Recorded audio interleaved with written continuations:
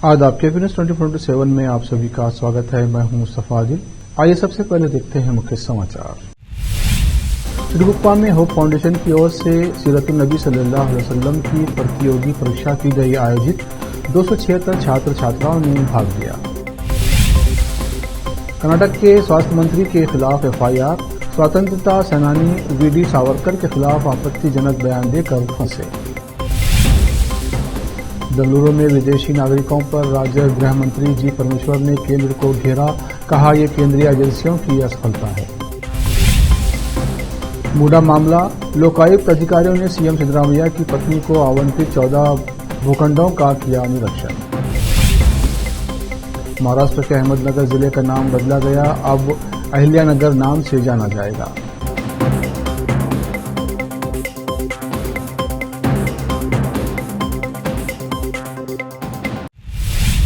अब समाचार विस्तार से।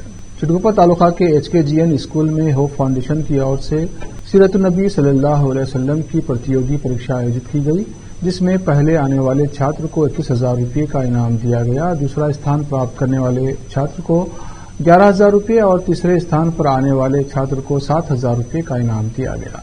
इस सीरतुन नबी सल्लल्लाहु अलैहि वसल्लम की प्रतियोगी परीक्षा में चिटगुप्पा के कुल 11 स्कूलों के 276 छात्र और छात्राओं ने भाग लिया और अपनी प्रतिभा दिखाई। इस अवसर पर होप फाउंडेशन के सभी पदाधिकारी और सदस्यों के अलावा भारी संख्या में लोग उपस्थित रहे।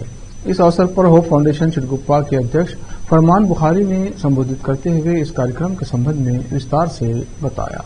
केपी न्यूज के संवाददाता गयासुद्दीन की रिपोर्ट। कल्याण कर्नाटक में बोर्ड ने स्कूल शिक्षा विभाग के सहयोग से शिक्षा क्षेत्र में सुधार के लिए निवेश किया है और एसएसएलसी के परिणाम आने वाले दिनों में जारी किए जाएंगे। केकेआरडीबी ने कहा कि हम जिले के इस हिस्से को टॉप 10 में लाने के लिए प्रतिबद्ध हैं।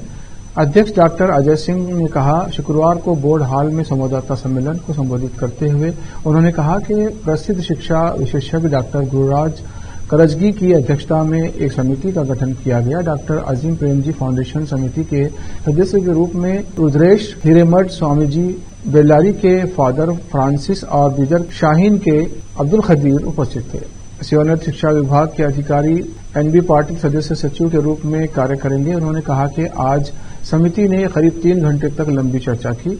बच्चों के समग्र विकास, शिक्षकों की क्षमता निर्माण और शिक्षा क्षेत्र में प्रशासनिक सुधार के लिए समिति कलाना ने कर्नाटक के प्रत्येक तालुके में स्कूलों का दौरा किया। अध्ययन के बाद 3 महीने में रिपोर्ट सौंपने का सुझाव दिया गया है और रिपोर्ट के बाद स्कूल शिक्षा विभाग से चर्चा कर इसे लागू किया जाएगा। गुलबर्गा से मसूद आलम की रिपोर्ट। जिला पंचायत के मुख्य कार्यकारी अधिकारियों और जिला पुलिस अधीक्षकों को संयुक्त रूप से तालुका स्तर पर जन स्पंदना कार्यक्रम आयोजित करने का निर्देश दिया गया है। जिला अधिकारी शिल्पा शर्मा, एसपी प्रदीप गुंटी और जिला पंचायत सीईओ डॉक्टर गिरीश दिलीप बडोले की उपस्थिति में ये जन स्पंदन कार्यक्रम आयोजित किए जाएंगे। चिटगुप्पा तालुका में 7 अक्टूबर को सुबह 11 बजे नगर पालिका कार्यालय चिटगुप्पा में तालुका स्तरीय जन स्पंदना कार्यक्रम का आयोजन किया जा रहा है। उक्त कार्यक्रम के लिए प्रयुक्त चिटगुप्पा तालुका स्तर के अधिकारियों को निर्धारित समय से पहले उपस्थित रहने को कहा गया है। एडीसी शिव कुमार शिलवंत ने एक विज्ञप्ति में कहा कि इस कार्यक्रम में जनता अपनी शिकायतें दर्ज करा सकती है और अपनी समस्याओं का समाधान करा सकती है। चिटगुप्पा से केपी न्यूज के संवाददाता अजीम की रिपोर्ट। स्वतंत्रता सेनानी वीडी सावरकर के खिलाफ बयान देकर कर्नाटक के स्वास्थ्य मंत्री दिनेश गुंडूराव मुश्किलों में फंस गए हैं। दरअसल बजरंग दल के एक कार्यकर्ता ने शुक्रवार को स्वास्थ्य मंत्री के खिलाफ मामला दर्ज कराया है। शिकायतकर्ता तेजस गौड़ा ने कहा कि स्वास्थ्य मंत्री को सार्वजनिक रूप से अपनी भाषा के प्रति अधिक सतर्क रहना चाहिए। स्वास्थ्य मंत्री के रूप में वे एक जिम्मेदार पद पर हैं और जब भी वे मीडिया को संबोधित करते हैं या सार्वजनिक रूप से बोलते हैं तो उन्हें सावधान रहना चाहिए। वीर सावरकर के बारे में उनका हालिया बयान अनुचित था।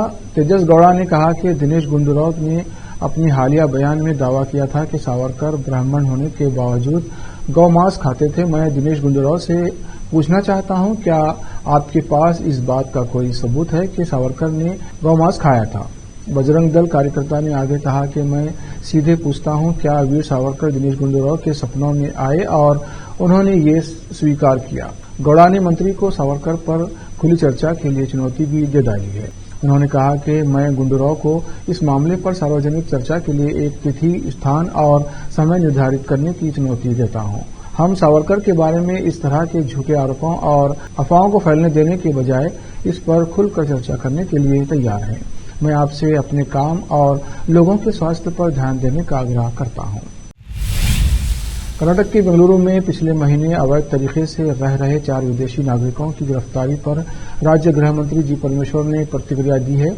उन्होंने इस मामले में केंद्र पर निशाना साधा। उनका कहना है कि केंद्र के पास RNW, IB और अन्य केंद्रीय एजेंसियां हैं। उन्हें इन चीजों पर नजर रखना चाहिए। उन्होंने इसे केंद्रीय एजेंसियों की असफलता बताया। राज्य मंत्री ने एजेंसियों के पास उनके बारे में कोई जानकारी न होने पर सवाल किया। कर्नाटक के गृह मंत्री जी परमेश्वर ने कहा, केंद्र के पास RNW, IB और अन्य केंद्रीय एजेंसियां हैं।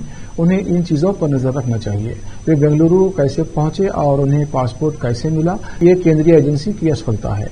जब राज्य पुलिस को इसकी जानकारी मिली तो उन्होंने गिरफ्तार करते हुए शानदार काम किया। हमें यहाँ कुछ और पाकिस्तानी नागरिकों के रहने की जानकारी मिली है। उन्हें भी जल्द गिरफ्तार किया जाएगा। बेंगलुरु पुलिस ने रविवार को पाकिस्तानी नागरिक, उसकी पत्नी और उसके माता पिता को गिरफ्तार किया। परमेश्वर के अनुसार ये सभी बेंगलुरु में पिछले 10 साल से रह रहे थे। अब वक्त तक ब्रेक के बाद जल्द लौटते हैं। कील मुहासों के दाग, मस्सा, बालों का झड़ना, गंजापन, चेहरे पर अनचाहे बालों से परेशान लोगों के लिए खुशखबरी। अब इन सभी प्रकार की समस्याओं को दूर करने के लिए शहर बीदर में खुल गया है Biyani skin and hair clinic, cosmetic and laser centre, जहां पर त्वचा, बालों एवं चेहरे पर दाग धब्बे, शरीर में खुजली, नाखूनों से संबंधित बीमारी के अलावा और भी कई बीमारियों का इलाज किया जाता है। इसके अलावा बीदर में पहली बार यहां पर अनचाहे बालों को निकालने के लिए लेजर ट्रीटमेंट अवेलेबल है। अपने खोए हुए बालों के लिए PRP और GFC थेरेपी अवेलेबल है। यहाँ पर लेजर द्वारा टैटू भी रिमूव किया जाता है और मस्से भी निकाले जाते हैं। Doctor Vinay Kumar Biyani MBBS MD, consultant dermatologist, cosmetologist and trichologist की निगरानी में चलाए जाने वाले स्किन एंड हेयर क्लिनिक में आकर अपनी बीमारियों और समस्याओं को दूर कीजिए और इस क्लिनिक के इलाज से फायदा उठाइए। आज ही चले आइए। यहाँ पर बीदर के अलावा महाराष्ट्र और तेलंगाना से भी पेशेंट आकर लाभ उठा रहे हैं। पहले PRP थेरेपी और लेजर ट्रीटमेंट के लिए लोग हैदराबाद जाते थे। अब यह सब चीजें यहीं बीदर में उपलब्ध हैं। नई कमान के पास बस स्टॉप के सामने बिल्डिंग में हमारा क्लिनिक है। चले आइए Biyani skin and hair clinic, cosmetic and laser centre. Timing सुबह 11 बजे से 9 बजे तक, 11 to 9 PM। अपॉइंटमेंट के लिए इस नंबर पर संपर्क कीजिए 9243573333। ब्रेक के बाद फिर एक बार आपका स्वागत है। देखते हैं अन्य समाचार। लोकायुक्त पुलिस जो मुख्यमंत्री सिद्धरामैया के खिलाफ मैसूर शहरी विकास प्राधिकरण यानी मूडा से संबंधित एक मामले की जांच कर रही है ने विजयनगर के 3 और 4 खंड में मूडा द्वारा आवंटित 14 वैकल्पिक स्थलों का मौके पर निरीक्षण किया। उन्होंने इस उद्देश्य के लिए याचिकाकर्ता और RTI कार्यकर्ता स्नेहमयी कृष्णा को अपने साथ लिया। इस बीच पार्वती के अनुरोध के बाद मूडा आयुक्त AN रघुनंदन ने मंगलवार को साइटों को वापस लेने का आदेश पारित किया। अतिरिक्त जिला रजिस्ट्रार कार्यालय के उप रजिस्ट्रार वी रुक्मणी ने प्रक्रिया पूरी की और गुरुवार को मूडा को दस्तावेज जारी किए।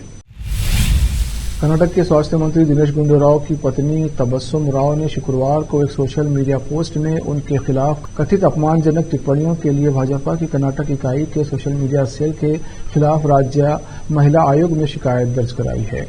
भाजपा ने 2 अक्टूबर को मंत्री के उस बयान को लेकर तीखी आलोचना की जिसमें उन्होंने दावा किया था कि हिंदुत्व विचारक विनायक दामोदर सावरकर गौमांस खाते थे। गुरुवार को एक्स पर एक पोस्ट में भाजपा ने पूछा था, माननीय दिनेश राव, क्या आपके ब्राह्मण समुदाय के पिता गुंडूराव ने आपको बताया था कि वीर सावरकर एक गौमांस खाते थे या मुस्लिम समुदाय की आपकी पत्नी तबस्सुम ने आपको बताया था? उस पर आपत्ति जताते हुए तबस्सुम उर्फ तब्बू ने एक्स पर कहा, सक्रिय राजनीति में न होने के बावजूद मेरे खिलाफ लगातार अपमानजनक और सांप्रदायिक बयान देने के लिए बीजेपी के खिलाफ कर्नाटक महिला आयोग में शिकायत दर्ज कराई है। एक महिला पर हमला करना छोटी बात है। महाराष्ट्र के अहमदनगर जिले का नाम अब आधिकारिक रूप से बदल दिया गया है। इस जिले का नाम अब अहिल्यानगर हो गया है। बाकायदा इसके बारे में अधिसूचना भी जारी कर दी गई है। केंद्रीय गृह मंत्रालय ने महाराष्ट्र के अहमदनगर जिले का नाम बदलकर अहिल्याबाई नगर करने को मंजूरी दे दी थी। इस साल मार्च में राज्य मंत्रिमंडल ने अहमदनगर का नाम बदलने का फैसला कर केंद्र से मंजूरी मांगी थी। महाराष्ट्र के राजस्व मंत्री राधाकृष्ण विखे पाटिल ने बताया था कि 18वीं सदी में इंदौर मध्य प्रदेश की शासक अहिल्याबाई होलकर इसी जिले से थीं। इससे पहले महाराष्ट्र औरंगाबाद और उस्मानाबाद का नाम बदलकर क्रमश छत्रपति संभाजीनगर और धाराशिव कर दिया गया था। अहमदनगर का नाम बदलने की मांग काफी दिनों से की जा रही थी। मांग के बाद मुख्यमंत्री एकनाथ शिंदे ने भी अहमदनगर जिले का नाम बदलने की घोषणा की थी, जिसके बाद नगर निगम ने एक प्रस्ताव निकाला। इसके बाद राज्य कैबिनेट की तरफ से भी इसे मंजूरी दे दी गई। फिर ये प्रस्ताव केंद्र सरकार के पास गया। इससे पहले भी देश में कई शहरों के नाम बदले जा चुके हैं। शहरों के नाम बदलने पर आए दिन सियासत भी होती रहती है। विपक्षी दल अक्सर सरकार को जगहों के नाम बदलने को लेकर घेरते रहते हैं। महाराष्ट्र के भिवंडी में लॉजिस्टिक गोदाम में भीषण आग लग गई है। जिस गोदाम में आग लगी है वो मुंबई नासिक हाईवे के पास है। एक गोदाम पूरी तरह जलकर खाक हो चुका है। गोदाम में काफी भयंकर आग लगी है, जिसे बुझाने की कोशिश की जा रही है। फायर ब्रिगेड की 8 गाड़ियां मौके पर मौजूद हैं ताकि जल्द से जल्द आग पर काबू पाया जा सके। भिवंडी तालुके के वालशिंद गांव के पास लॉजिस्टिक गोदाम में भीषण आग लगी। गोदाम में बड़ी मात्रा में हाइड्रोलिक ऑयल, कपड़ा, प्लास्टिक का सामान और केमिकल रखा हुआ था। गोदाम में आग लगने का जो वीडियो सामने आ रहा है उसे देख कोई भी सिहर जाएगा। गोदाम में आग की भयंकर लपटें उठती देखी जा सकती हैं। पूरा गोदाम आग के गोले में तब्दील हो चुका है। धुएं का गुबार आसमान में छाया हुआ है। फिलहाल आग लगने का कारण स्पष्ट नहीं है और आग पर काबू पाने के प्रयास जारी हैं। गाजियाबाद के दासना शिव शक्ति धाम के महंत और जूना अखाड़े के महामंडलेश्वर यति नरसिम्हानंद एक बार फिर से चर्चा में हैं। आपत्तिजनक बयान देने की वजह से उनको हिरासत में लिया गया है। उत्तर प्रदेश के गाजियाबाद में 29 सितंबर को सभा के दौरान यति नरसिम्हानंद ने मोहम्मद साहब पर आपत्तिजनक टिप्पणी की थी। जमीयत उलमा हिंद के अध्यक्ष की नाराजगी और गृह मंत्री को कार्रवाई करने के लिए चिट्ठी लिखने के बाद गाजियाबाद पुलिस ने यति नरसिम्हानंद के खिलाफ रात में मुकदमा दर्ज कर लिया था। अब नरसिम्हानंद की गिरफ्तारी के लिए शुक्रवार को मेरठ और मुजफ्फरनगर में मुस्लिम समाज के लोगों और AIMIM के सदस्यों ने विरोध दर्ज किया और ज्ञापन दिया था। मेरठ में शुक्रवार को AIMIM के पदाधिकारी और कार्यकर्ता SSP ऑफिस पहुंचे। यति नरसिम्हानंद के खिलाफ प्रदर्शन किया और धरना दिया। कार्यकर्ता यति नरसिम्हानंद के खिलाफ मेरठ में भी मुकदमा लिखा जाने की मांग कर रहे थे। SSP ने जांच के बाद कार्रवाई का आश्वासन दिया। मुस्लिमों ने यति नरसिम्हानंद का मोहम्मद साहब पर आपत्तिजनक टिप्पणी वाला वायरल वीडियो भी अफसरों को दिखाया। इस वीडियो से मुस्लिम समुदाय की धार्मिक भावना को ठेस पहुंची है। अब वक्त एक और ब्रेक का, ब्रेक के बाद जल्द लौटते हैं।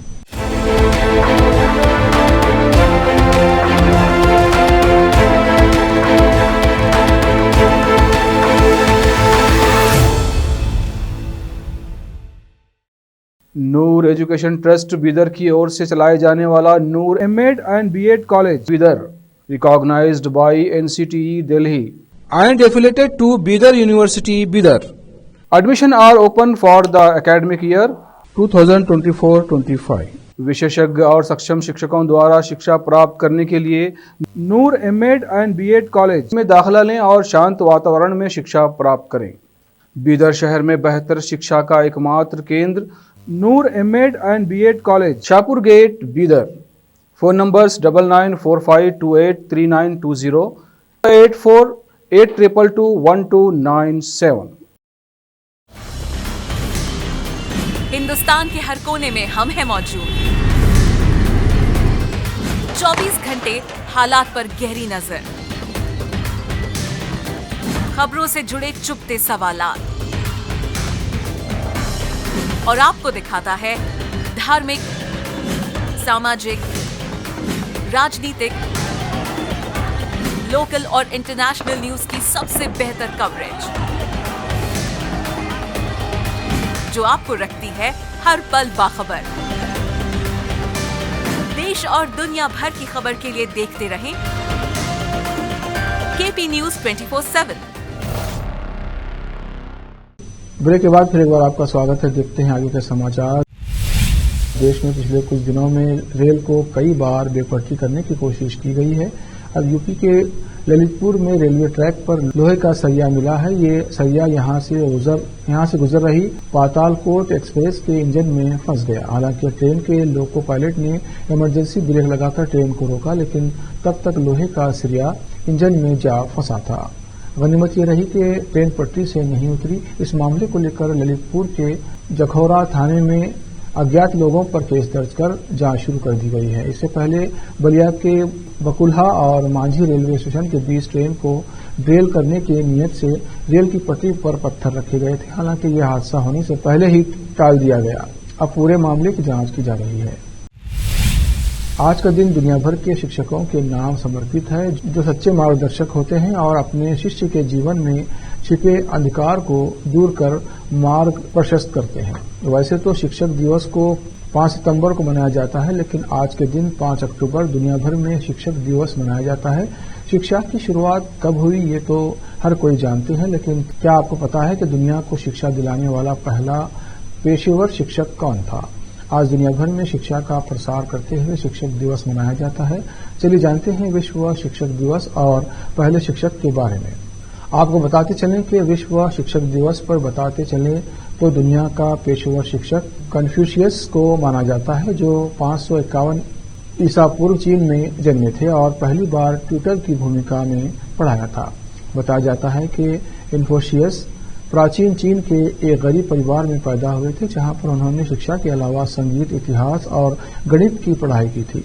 शिक्षा भले ही उस जमाने में मिलने लगी थी, लेकिन केवल सीमित पैमाने यानी राजघराने के बच्चों तक ही पहुंची थी। इसे लेकर कन्फ्यूशियस चाहते थे कि शिक्षा हर किसी तक पहुंचे, इसलिए उन्होंने ट्यूटर के रूप में पढ़ाना शुरू किया। कहा जाता है कि स्कूल पहली बार मिस्र में 3000 ईसा पूर्व शुरू किए गए थे। इसे लेकर कहा जाता है कि मिस्र में 2 तरह के औपचारिक स्कूल विकसित किए गए थे, एक क्लार्कियल वर्क के लिए और दूसरा पुजारी बनने की ट्रेनिंग के लिए। इस स्कूल में शिक्षा के लिए आने वाले छात्रों में उम्र 5 साल निर्धारित की गई थी, जहां पर इन स्कूलों में पढ़ाई छात्रों की 16-17 साल तक होती थी। मिस्र में ही औपचारिक तौर पर शिक्षा की शुरुआत हो गई थी। कहा जाता है कि कन्फ्यूशियस के अलावा ग्रीक दार्शनिक अरस्तु को पहला शिक्षक मानते हैं, जिनका जन्म 384 ईसा पूर्व हुआ था, लेकिन इन दोनों को लेकर किसी प्रकार की अपडेट सामने नहीं आई है। आखिर में फिर एक बार देखते हैं मुख्य समाचार। चिटगुप्पा में होप फाउंडेशन की ओर से सीरतुन नबी सल्लल्लाहु अलैहि वसल्लम की प्रतियोगी परीक्षा की गई आयोजित 276 छात्र छात्राओं ने भाग लिया। कर्नाटक के स्वास्थ्य मंत्री के खिलाफ एफआईआर, स्वतंत्रता सेनानी वीडी सावरकर के खिलाफ आपत्तिजनक बयान देकर फंसे। बेंगलुरु में विदेशी नागरिकों पर राज्य गृह मंत्री जी परमेश्वर ने केंद्र को घेरा, कहा यह केंद्रीय एजेंसियों की असफलता है। मूडा मामला, लोकायुक्त अधिकारियों ने सीएम सिद्धरामैया की पत्नी को आवंटित 14 भूखंडों का किया निरीक्षण। महाराष्ट्र के अहमदनगर जिले का नाम बदला गया, अब अहिल्यानगर नाम से जाना जाएगा।